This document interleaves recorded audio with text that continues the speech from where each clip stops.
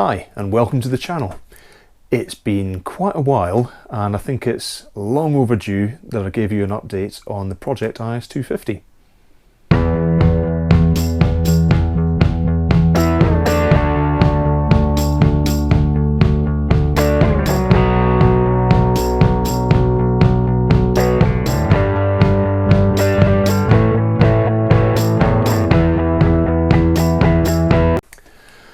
So as I said, it's been quite a while since I last posted anything on YouTube, and that's for a variety of reasons, both personal, been away, been busy, work, all the rest of it, but also in the real world it's been busy as well. So a lot of stuff I've been doing, but I've just not had the chance to get it out on YouTube. So for those of you that are still subscribed or have subscribed since I last put something out, thanks for sticking with it. We're now back to hopefully a little bit more regular posting, and I'm planning to put a fair bit out. There's been a lot going on and I just need to get caught up with all of my editing and all the rest of it.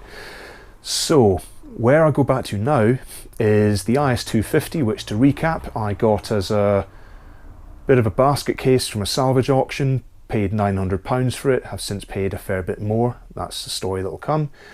But primarily there was some accident damage, there was some suspension damage, primarily track rod ends. It needed a fair bit of just tidy up work done, but the most important part of it was the engine, where there was a persistent engine timing fault on the dash. And when I did get it running, I found out it didn't have an auxiliary belt. There was a load of other issues, most importantly being a loss of compression on one of the cylinders on the left bank of the engine.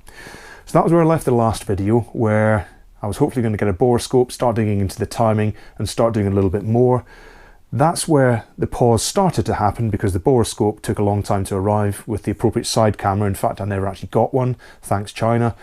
But in the meantime, where you catch up with me now was when I started digging into other issues with the engine, such as the timing, because that I could check at the time, no pun intended.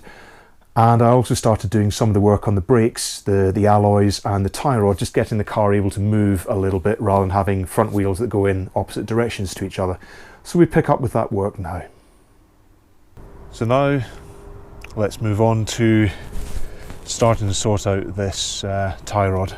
So in the midst of getting the alloys done, because this will be coming off and I'll be starting to refurb it, what I also want to do is replace the tie rod, which, as I said before, is is completely sheared off, and you see it's just snapped at the actual tie rod end. So what I've got is a new tie rod end and a new tie rod, a new gaiter clamp and a washer. So first thing I've got to do is get this wheel off, and then it should just be a simple case of fit a new suspension arm, fit a new tie rod, apply one to the other, and this thing will be able to steer unindependently of each other for a start. So we'll get on to that now. And just while the car's up, you can see the magic self-turning wheel in all its glory. And at this point I've got my ball joint splitter on. I don't need to worry about this arm because it's already knackered, so I don't mind squashing the bush. But now I'm just going to pop this loose, hopefully, and then I can get the new joint on.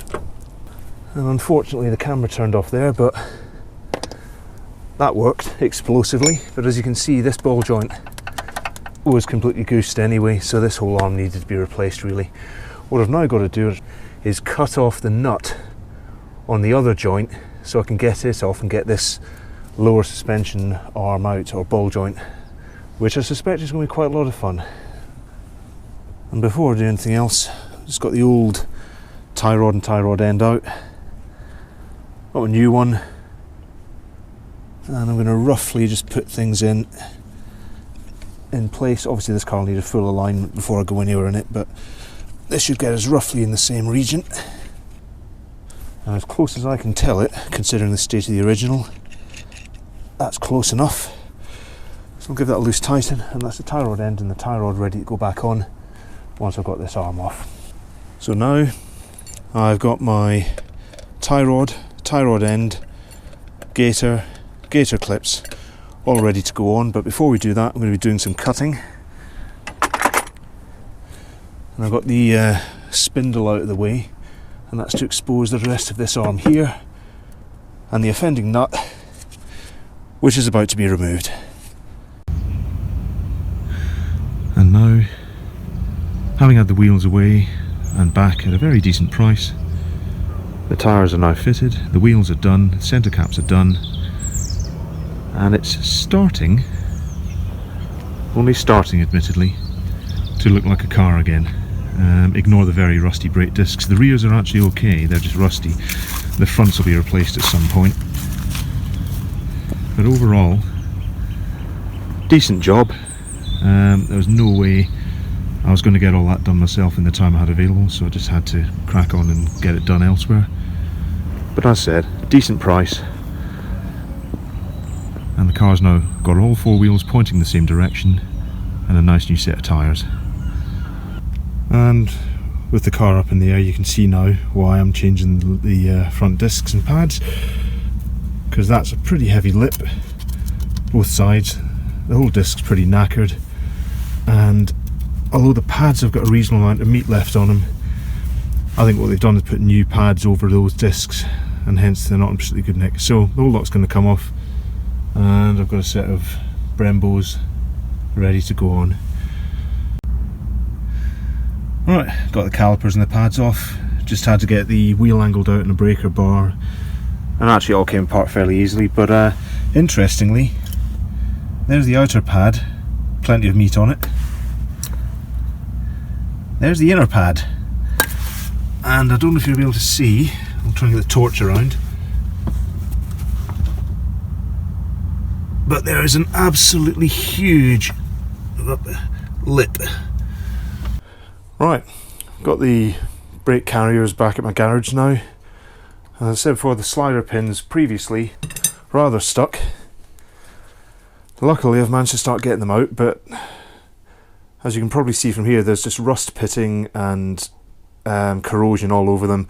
These aren't reusable, so a new set's been ordered, and what I need to do now is get the rest of these out, and without snapping them in the bores, because that would be a bad thing. So what I've had to do is get this thing in a vise. Unfortunately that's the only angle I can get it at, so it's not massively visible. What I need to do is get a lot of heat on the area here where the pin sits, and then when I get a breaker bar on, start turning this pin, it will literally pop off from the internal pressure. But first we've got to get it quite hot. Right, that's possibly enough now. We'll get the bar on and see if we can get it to turn.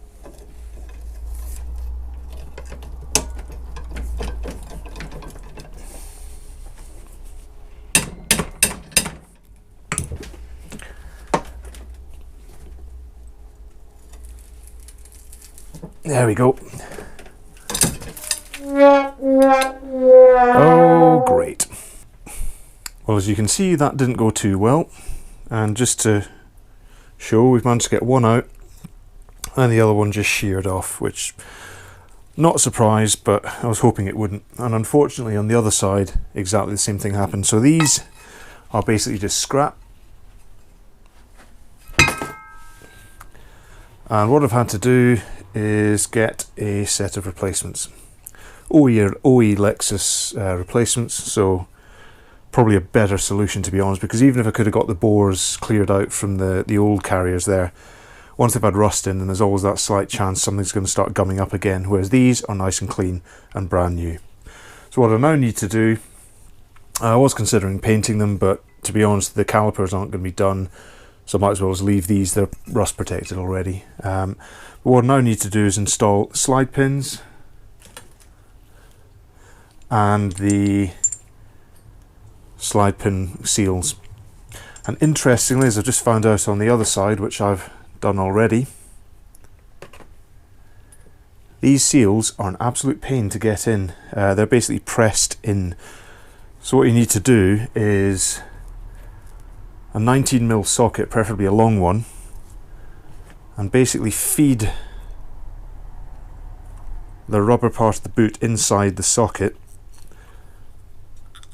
so that all that you're pressing against is the base. You can see the base of the seal there, which is metal. And what you do is place the seal in there, inside the socket, ready to go. and then apply a little bit of direct tapping, and you can generally see where the seal is making its way in, and just generally adjust to make sure you've got a good fit all around. And you need that tight all around because you don't want to get you don't want to get moisture, etc. inside that seal. But likewise, make sure you don't catch the boot as well. And there's one freshly installed boot. So what you've ended up with is one installed boot, no damage to the rubber, and it's ready for the slide pin to go in. And good thing is these also came pre-greased. The other thing to note, I just reminded myself, the slide pins are different top and bottom. As you can see, one's longer, one's shorter. You can only put them in one way, so you'll find out, because if this one's in, it'll if this one's in that one slot, obviously it sticks out a lot more. This should go in nice and easy, and you push it in to engage the seal. Engage the boot with the pin, and as you can see now, one working slide pin. Now I just need to repeat on the other side. That's done already, and these are good for everything to go back together on the brakes. That's the last boot in, and then it just remains to get the last guide pin in. You've got to be careful you don't damage that seal in there. You just ease it in, pop the dust boot over, and two new brake caliper carriers ready to go. Bit annoying, but at least I know it's working. And in the meantime, after that last little loops moment you saw, what I've also done is blasted this pulley, the bases of the horns, which will get painted in a second. This module here, although as I was blasting it, it started to come apart. There's a massive hole opening up there, so that'll probably get replaced. And at the same time, I started on the under tray to the engine, so that's got to be done, finalised later, and then I'll rust proof it and paint it. As you can see, I've made a start on that. That'll get finished off later. And at the same time, I also managed to get a particularly stuck shank out of there. That one, mainly through application of a little bit of heat, and then luckily there's enough of the shank protruding proud out of the fitting that I was able to get a pair of pliers on it and just gradually start getting it mobile in the threads, and then managed to get that out. So that's a relief. Got a new bolt ready to go in there. This also has been wire brushed, and that'll get rubbed down, rust treated, and then I'll paint this as well. And again, we won't have any more rust creeping through on this suspension, on this cross member rather. So, a few other things to do, quite a bit of painting, and then should be back with this next week ready to start reassembling the car. And now we're back at the car.